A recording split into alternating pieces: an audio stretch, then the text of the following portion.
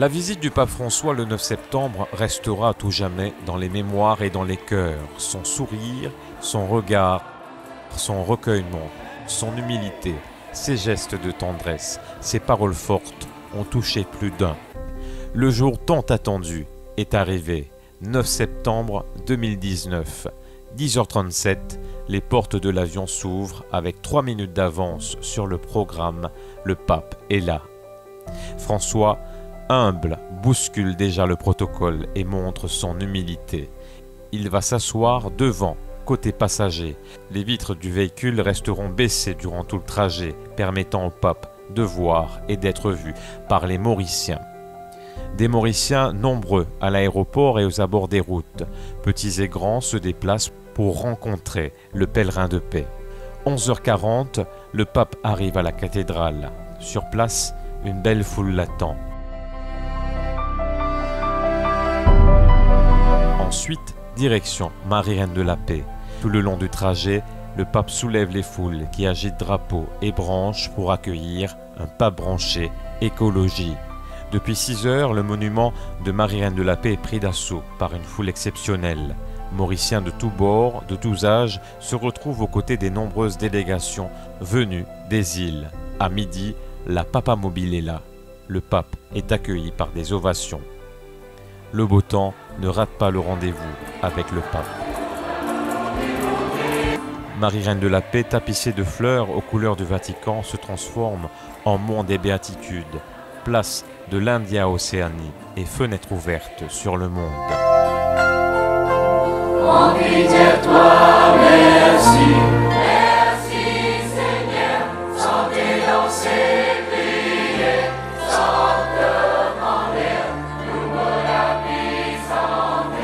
Pour toi Seigneur, parce que c'est toi Seigneur qui me sauvait.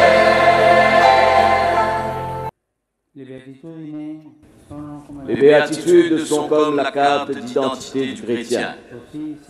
Si quelqu'un d'entre nous se pose cette question, comment fait-on pour parvenir à être un bon chrétien? La réponse est simple. Il faut mettre en œuvre chacun à sa manière ce que Jésus déclare dans le sermon des béatitudes. À travers celle-ci se dessine le visage du Maître que nous sommes appelés à révéler dans le quotidien de nos vies, comme l'a fait celui que l'on appelle l'apôtre de l'unité mauricienne, le bienheureux Jacques Désiré Laval, si vénéré sur ces terres. Que ces bandes jeunes, bandes zénesses, qui à travers votre disponibilité et votre enthousiasme, capables de redonner nous l'Église un nouveau départ. Bandes zénesses apporte votre nouvelle idée, votre l'énergie, quand vous interpelle la communauté chrétienne, quand vous invite la communauté chrétienne à accepter un renouveau, un renouvellement. Mais ce qu'il veut dire là, il n'est pas toujours facile. Parce qu'il nous dit apprendre à reconnaître Banzen. Donne-nous la place qu'ils ont besoin dans nos communautés chrétiennes et dans nos sociétés.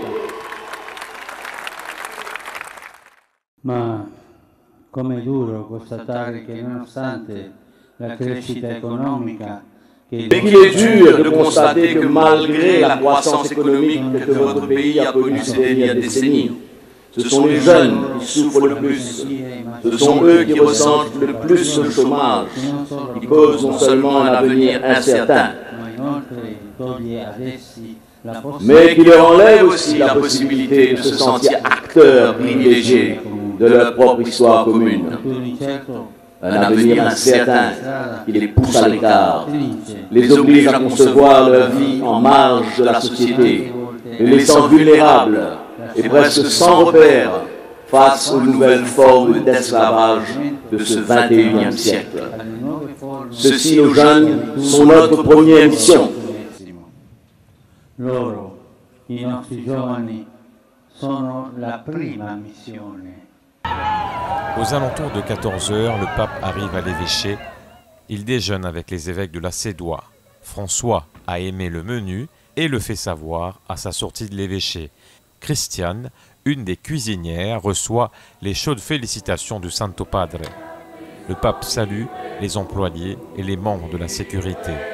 Avant le départ, il a une dernière demande. Priez pour moi. En ce 9 septembre, François, le disciple missionnaire, va à la rencontre d'un autre disciple missionnaire. Le pape s'arrête à Sainte-Croix pour un cœur à cœur avec le Père Laval.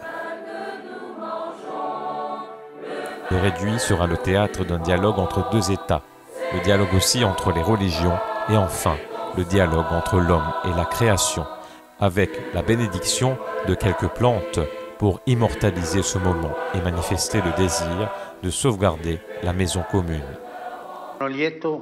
Je suis heureux, grâce à cette brève visite, de pouvoir rencontrer votre peuple, caractérisé non seulement par un visage multiforme sur le plan culturel, ethnique et religieux, mais surtout par la beauté qui vient de votre capacité à reconnaître, respecter et harmoniser les différences existantes selon un projet commun.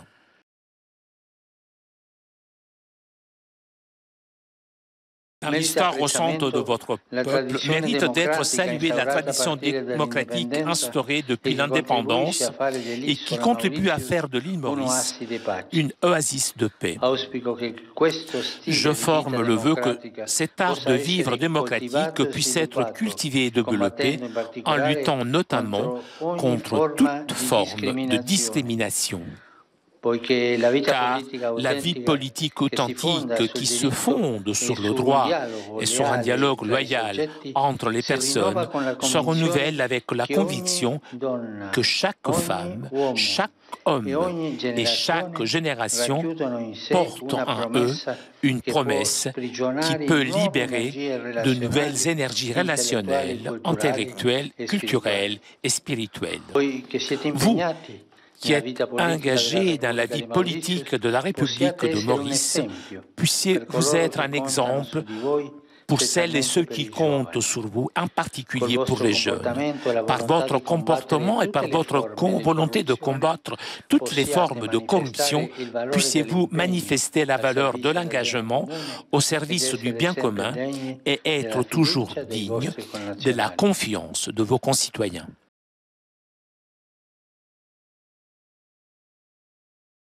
Depuis son indépendance, votre pays a connu un fort développement économique dont nous devons certainement nous réjouir, tout en étant vigilants. Dans le contexte actuel, il semble souvent que la croissance économique ne profite pas toujours à tout le monde et même mettre de côté par certaines stratégies de sa dynamique un certain nombre de personnes, en particulier les jeunes. C'est pourquoi je voudrais vous encourager à promouvoir une politique économique axée sur les personnes et qui soit en mesure de favoriser une meilleure répartition des revenus, la création d'emplois et la promotion intégrale des plus pauvres. C'est déjà l'heure de se quitter. Vers 19h, François quitte Maurice à bord d'un appareil d'Air Mauritius, l'avion baptisé Chagos Archipelagos. Tout un symbole. Le pape repartit, la mission continue.